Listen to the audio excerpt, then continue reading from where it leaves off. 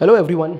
तो स्टार्ट कर रहे हैं हम लोग सिमिलैरिटी के प्रॉब्लम सेट के साथ, और जो हमारा क्वेश्चन है वो है क्वेश्चन नंबर 4 प्रॉब्लम सेट का। यहाँ पर आप एक डायग्राम देखोगे, ठीक है। वो डायग्राम में बच्चों दो ट्रायंगल हैं जिसका नाम है, एक का ABC and second triangle name is BCD। यहाँ पर ये 90 है और यहाँ पर ये 90 डिग्री। ये 6 वैल्यू दिया है और ये इसका वैल्यू 8 दिया है, ठीक है बच्चों। और हमें पूछा क्या फाइंड करने के लिए, तो they have asked us to find area of triangle ABC upon area of triangle DCB। तो क्या करेंगे, what will be area of triangle ABC, area of triangle ABC upon area of triangle DCB will be equal to. बच्चों area of triangle का formula क्या होगा, अगर ABC एक triangle है तो फॉर्मूला क्या होगा उसका, half into base into height. यहाँ बेस 1 या हाइट 1 ले लेता हूँ क्योंकि बेस 1 उसका अलग होगा, हाइट 1 अलग होगा। और ये half into base 2 into height 2। DCB का बेस अलग होगा, हाइट अलग होगा। तो डेट इज ये हाफ हाफ क्या हो गया, कैंसिल हो गया। बच्चों what is base of triangle ABC, ये BC है। And what is height of triangle ABC, height AB है। यहाँ पर बेस क्या है बच्चा, BC है, और यहाँ पर हाइट क्या है, DC है। यहाँ पर BC भी कट हो जाएगा, तो क्या बचा, AB अपॉन DC। अरे ये सर नो। और बच्चों एरिया ऑफ ट्रायंगल ABC क्या है, what is the value of AB का वैल्यू 6 है। And what is value of CD, उसका वैल्यू 8 है। तो 6/8, तो रेशियो क्या हो जाएगा, area of triangle ABC upon area of triangle DCB is equal to 6/8, that is 3/4। तो ये हो गया रेशियो, ठीक है। अब एक शॉर्टकट बताता हूँ। देखो बच्चों ये दोनों ट्रायंगल में बेस क्या है, बेस सेम है, तो एरिया किसको करस्पॉन्ड करेगा, एरिया उनके हाइट को करस्पॉन्ड करेगा।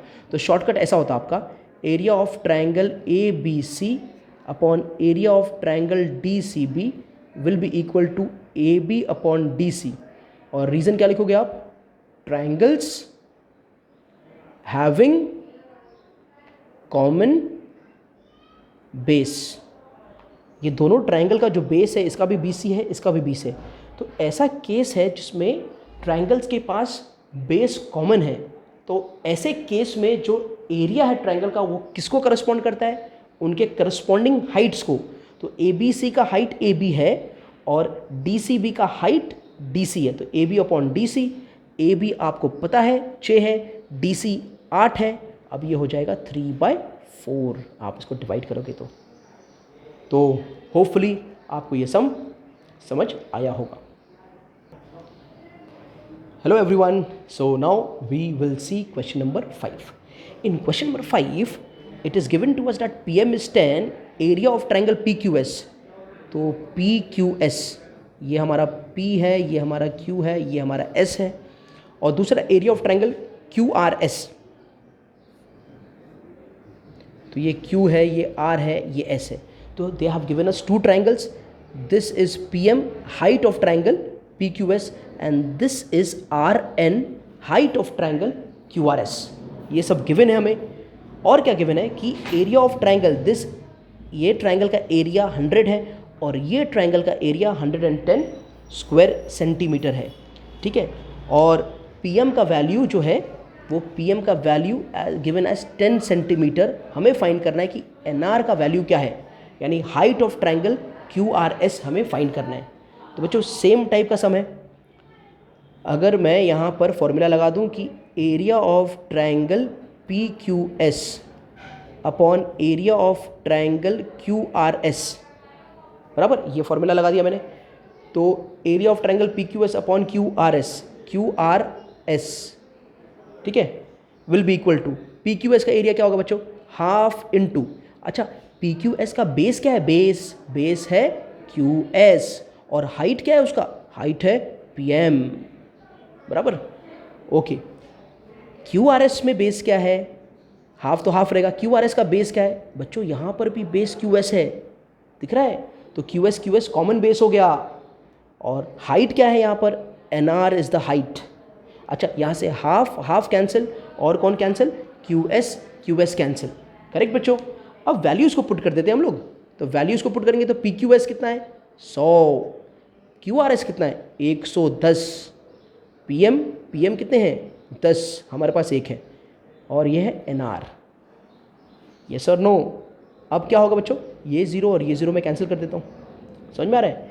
अब ये एन आर जो है वो 10 के साथ जाके तो 10 इंटू एन आर हो जाएगा, ये 10 के साथ 11 जाके मल्टीप्लाई हो जाएगा, देयरफॉर एन आर क्या हो जाएगा, एन आर हो जाएगा 10 इंटू 11 अपॉन 10, ये 10 कैंसिल, तो एन आर क्या हो गया, एन आर 11 हो गया, एन आर कितना हो गया 11, therefore this will B 11 centimetre, and therefore the height of the triangle QRS will be 11 centimetre. तो आगे समझ बच्चों, अच्छा लगा सम। इसका शॉर्टकट मेथड सेम है, triangles having common base areas will correspond to their corresponding height.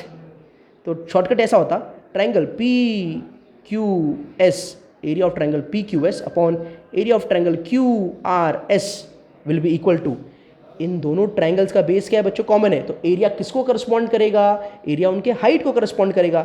ये P Q S का हाइट कौन है, पी एम है, ये क्यू आर एस का हाइट कौन है, एन आर है। रीजन वही होगा, triangles having common base, triangles having common base. अब यहाँ वैल्यू पुट कर दो, ये 100 हो गया और ये 110 हो गया, ये पी एम 10 हो गया और ये एन आर हमें फाइंड करना है। ये 0 कैंसिल, ये 10 कैंसिल, यहाँ पर 1 बचा, यहाँ पर 1 बचा, एन आर उधर गया, 11 उधर गया, तो N R is equal to 11 centimetre. तो बच्चों मैंने आपको दोनों स्टेप सिखा दिए, दोनों ही मेथड सिखा दिए, जो मेथड आपको समझ में आए उस मेथड से आप सम को सॉल्व कर सकते हो। So let us go to question number 6। अब क्वेश्चन नंबर 6 जो है उसमें गिवन है कि भाई एम एन टी ट्रायंगल और Q R S, M N T QRS, these both triangles are similar। ये दिख रहा है साइन, ये दोनों ट्रायंगल सिमिलर ट्रायंगल है। हमें फाइंड करना है बड़ा simple cheese, area of triangle MNT upon area of triangle QRS। बच्चों ये ट्रायंगल सिमिलर है, अच्छा सब छोड़ दो, भूल जाओ सिमिलर है क्या है नहीं है।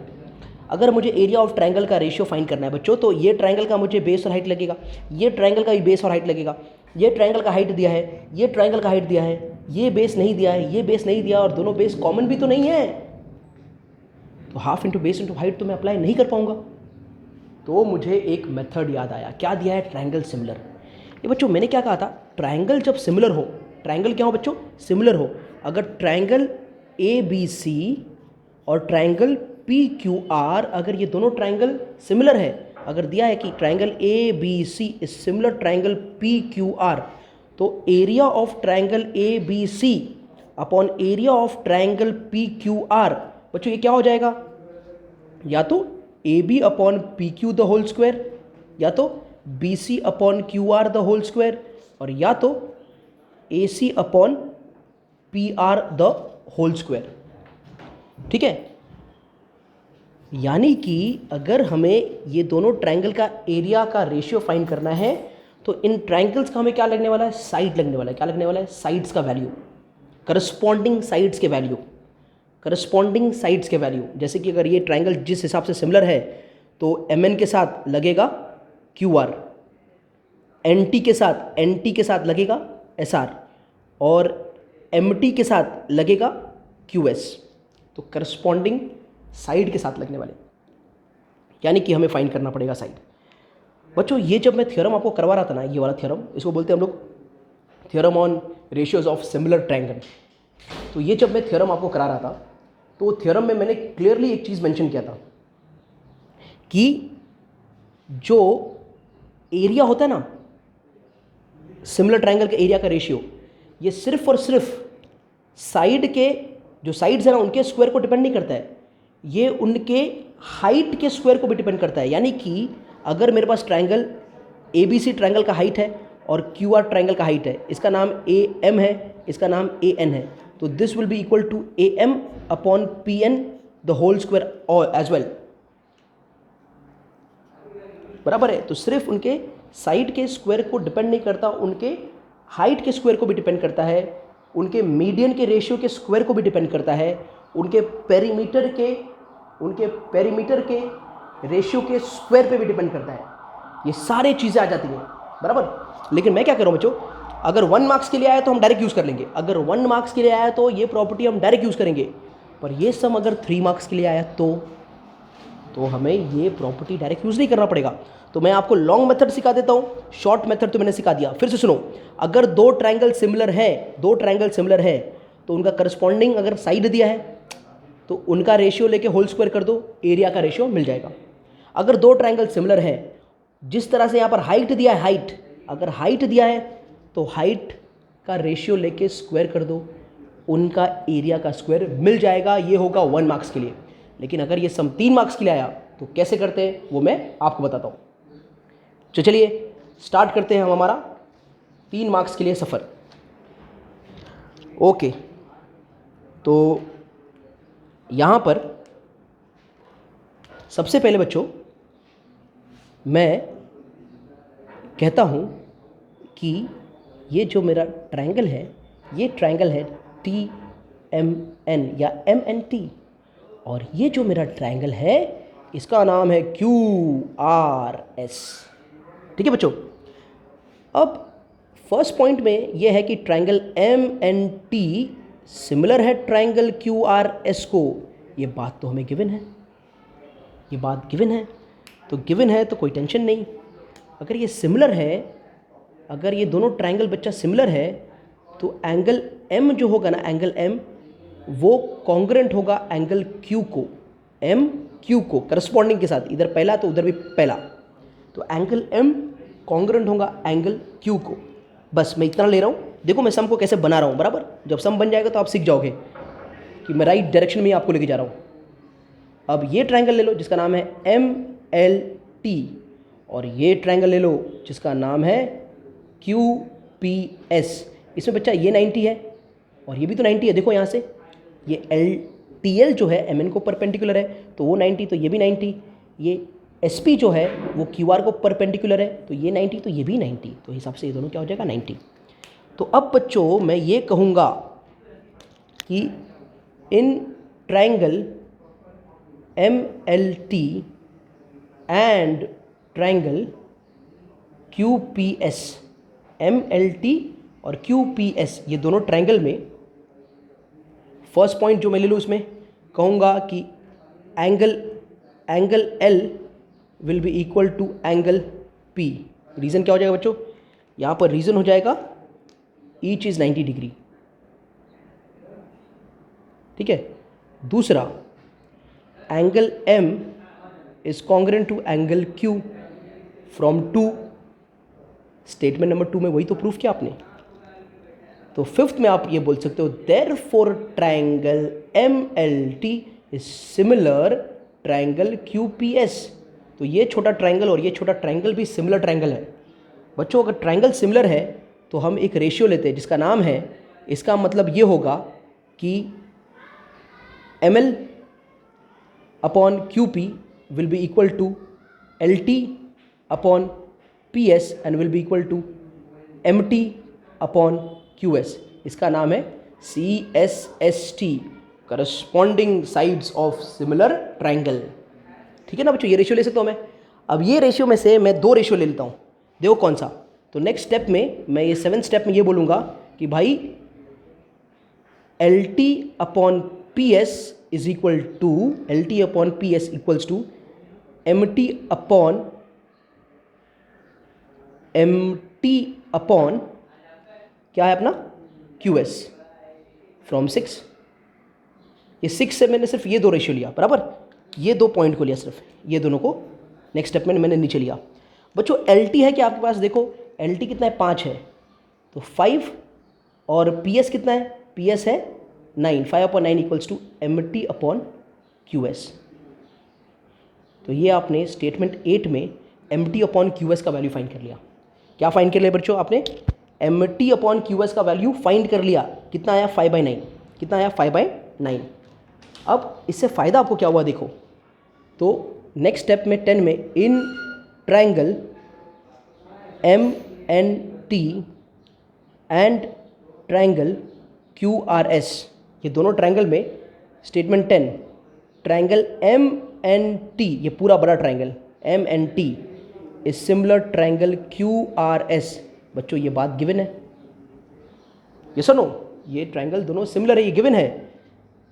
Therefore area of triangle MNT upon area of triangle QRS will be equal to similar triangle का एरिया का रेशियो किसको करस्पॉन्ड करता है? उनके करस्पॉन्डिंग साइड्स के रेशियो के स्क्वायर को। तो इनका क्या MT, क्या ये जो MT है बच्चा, MT ये ट्राइंगल का साइड है क्या? QS जो है QS वो ये ट्राइंगल का साइड है, और दोनों क्या करस्पॉन्डिंग साइड्स हैं? बिल्कुल है। तो हम कहेंगे कि area of triangle MNT upon area of triangle QRS is equal to MT upon QS the whole square.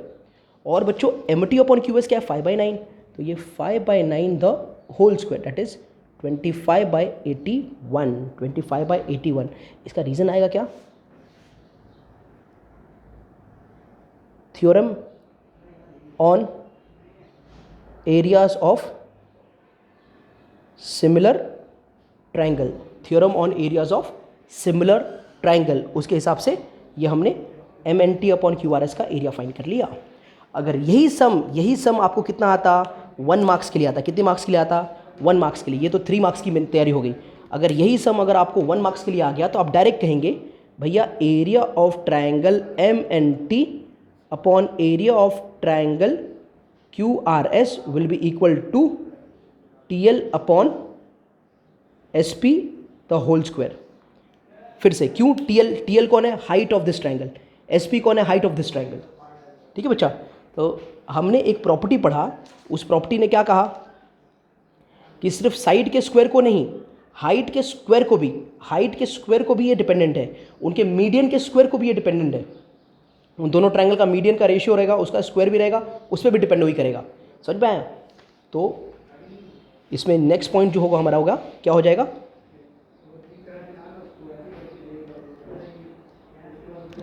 Bye theorem on areas of similar triangle, theorem on areas of similar triangle. तो TL कितना है? 5 है। SP कितना है? 9 है, the whole square, that is 25/81। ठीक है बच्चों? तो ये सम था हमारा। होपफुली ये पहला पार्ट है, यहाँ तक MT बाई QS फाइंड किया, और ये उसका दूसरा पार्ट है। तो ये तब करना है जब ये 3 मार्क्स का सम हो। अगर ये 1 मार्क्स का सम है तो आपका मेथड ये है जो ऑल्टरनेट मेथड है। आगे समझ में?